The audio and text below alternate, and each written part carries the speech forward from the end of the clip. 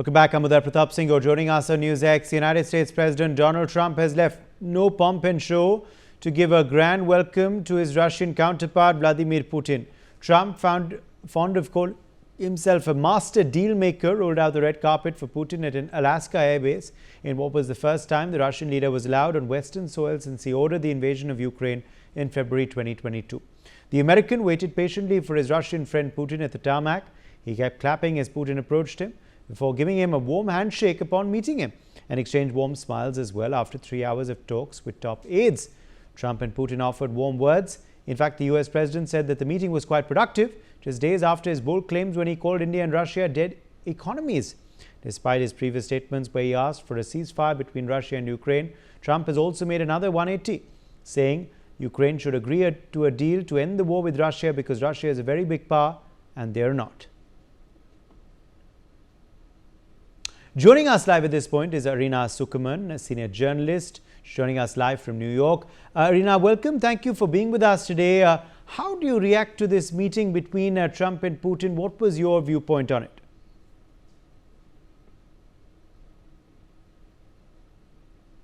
Okay, I think we're having some connection issues there with Irina's connection. But Edward Joseph is joining us live, lecturer at John B. Hopkins. In fact, welcome. Thank you for being with us today. Edward Joseph, how do you react to how this meeting panned out and also the body language of the two leaders before and after this summit in Alaska? First, good to be with you. Yes, here I'm with Johns Hopkins University School of Advanced International Studies, known as SAIS, and it's great to be with you, your viewers, and the other guests. And look, let me say first, if this had been successful, this summit between President Trump and President Putin, I would be the first to say so. Unfortunately, I can't. And I would characterize this very simply for your viewers as the Alaska fiasco. So, and again, that's not by my terms. It's by President Trump's own terms.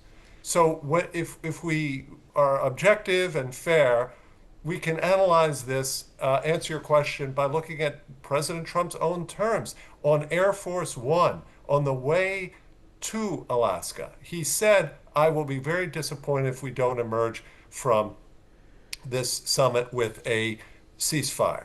He said that on the way over. He had, prior to that, recently said that his goal was for a meeting between Putin and Zelensky, not this one-on-one with between himself. Also, this was meant to be some 6 to 7 hour event. That was according to Russian officials, this summit. In fact, it was only half that long. So we cannot say that this was in any way a success. It was a fiasco. Why?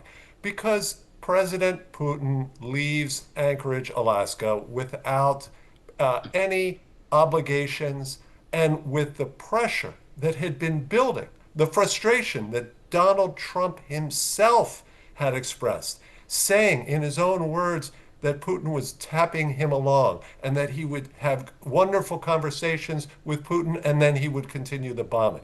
Where Trump himself had been moving in the direction of applying concrete pressure, which Putin didn't want and was afraid of.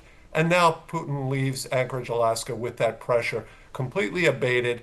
And instead we have this, as you just put it correctly, absolutely correctly, this incredibly warm embrace, royal welcome.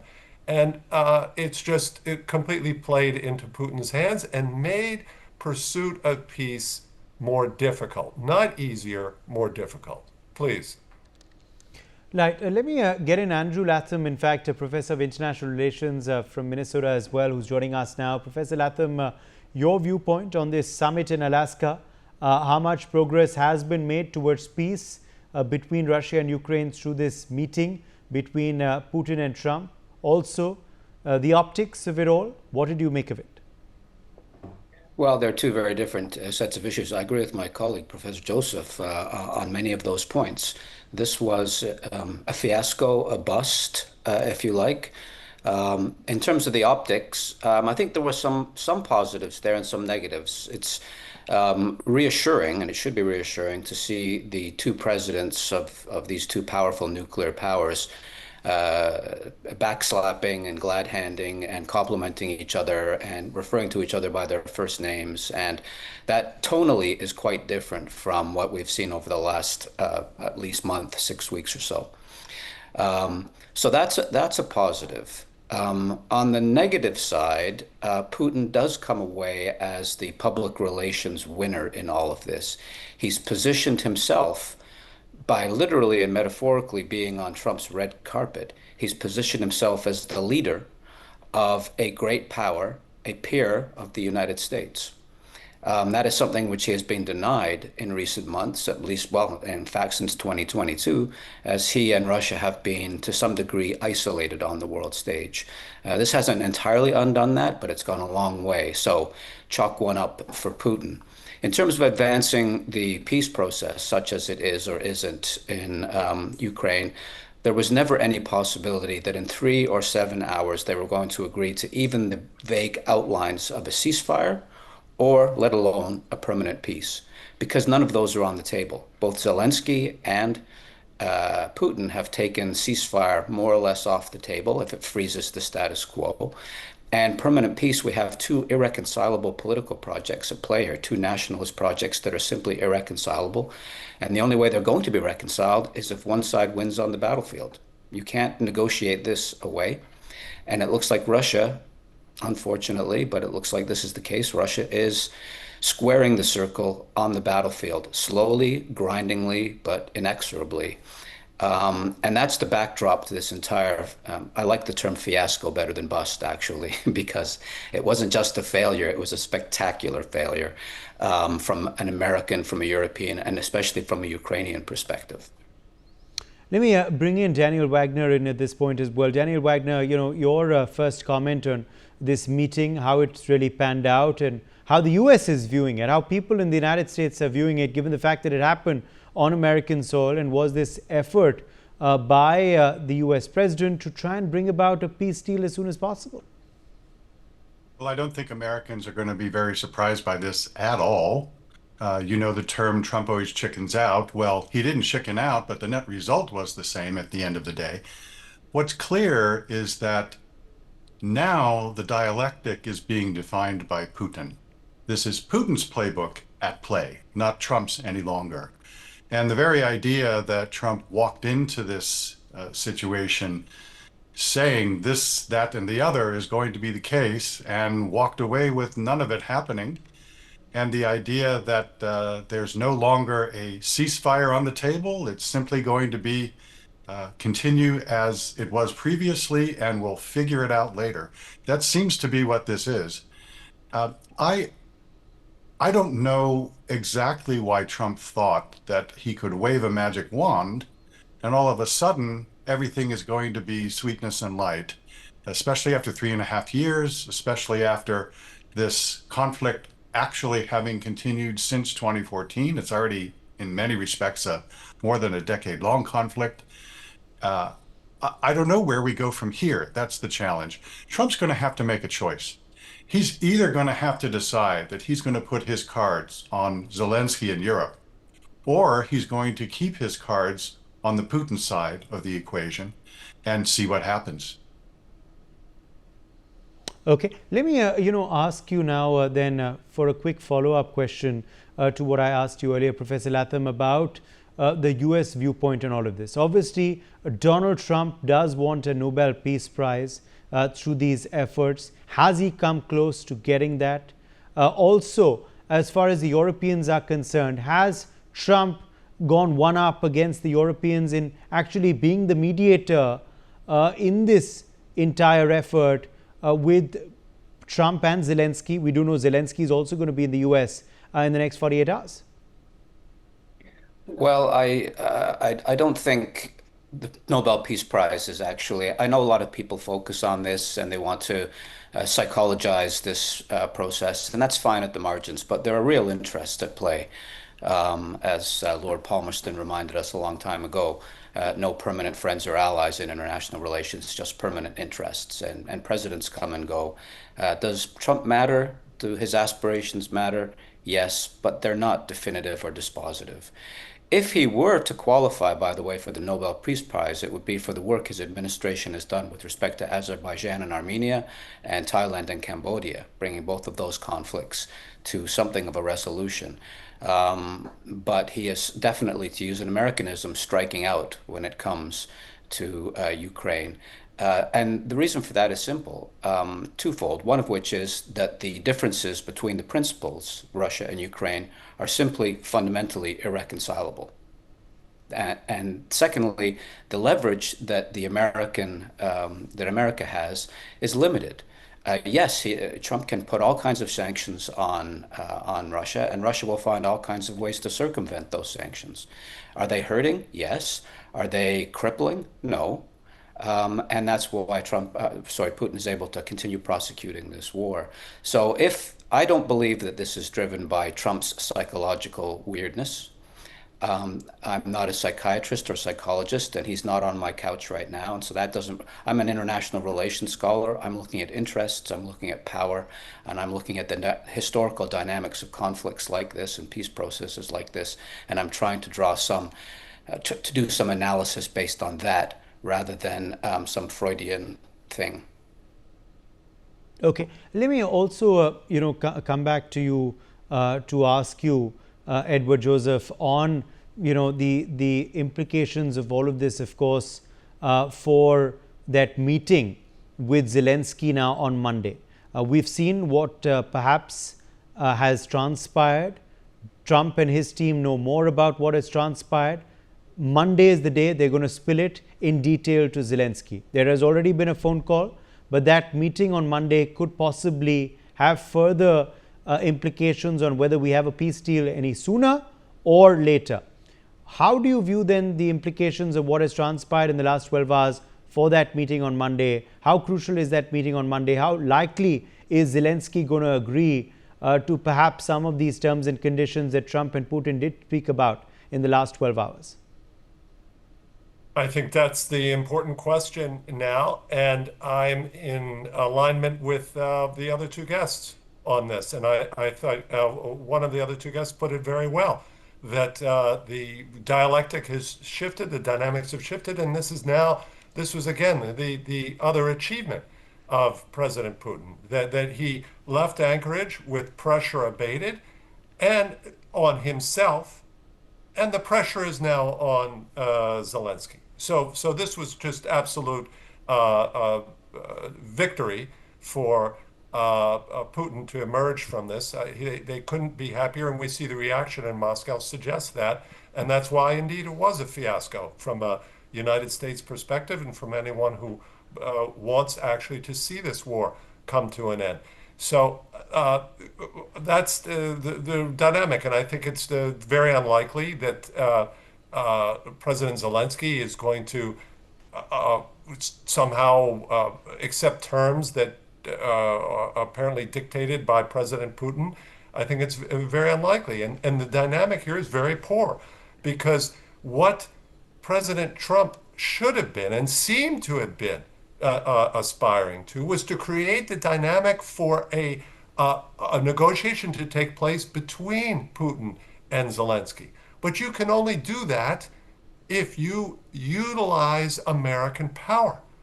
And I'm totally with Professor Latham on this. I'm also just a student of an analyst here. And again, I would say if Donald Trump had utilized this well, I would acknowledge that. He could have emerged, and let me just differ slightly here. A ceasefire is not at all unrealistic. Ceasefires are in fact normally a modest objective in peace negotiations. They're temporary. It's a grand settlement is what's very ambitious and difficult to achieve. President Trump achieved a very important 2-month ceasefire between Israel and Hamas. That was a success, and President Trump deserves credit for that in Gaza in very difficult circumstances.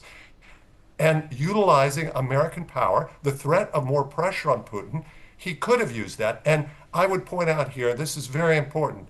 There's significant American leverage that the United States is not using. And there are former senior Trump officials from his first administration who've pointed this out. One is named Billingsley, former Assistant Secretary of Treasury under Donald Trump, who has listed an array just of economic sanctions. Then their military approaches to continuing to ratchet up the ability of Ukraine to respond militarily, to release some of the restrictions on Ukraine on its use of U.S. and other allied provided military support, signaling that the United States, that Donald Trump is not just going to continue what Joe Biden allowed, but continue on his own.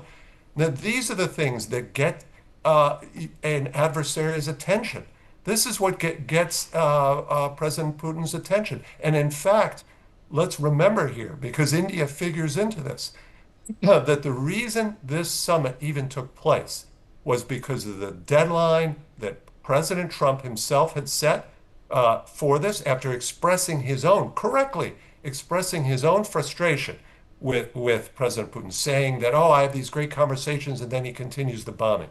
And it was the use of the threat of increasing tariffs on India because of the trade in Russian oil. This is what got President Putin's attention. It was Moscow that requested this summit.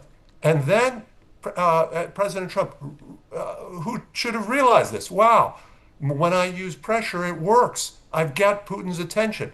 Then he throws away all of this leverage and gives Putin exactly what he wants, this grand royal welcome there, and lets him, again, as these two esteemed guests have pointed out correctly, lets Putin now dictate the dynamics, and Trump now has given away his leverage, and Putin knows now. It's so unlikely now that Trump is going to flip and somehow now, after the royal welcome and all back to Vladimir, first name basis, that now he's all of a sudden going to apply pressure. So you have the aggressor in this conflict, and I'm finishing now, but it's very clear. You don't have to be some scholar of international studies to understand this. You have an aggressor who leaves this summit with no pressure on him.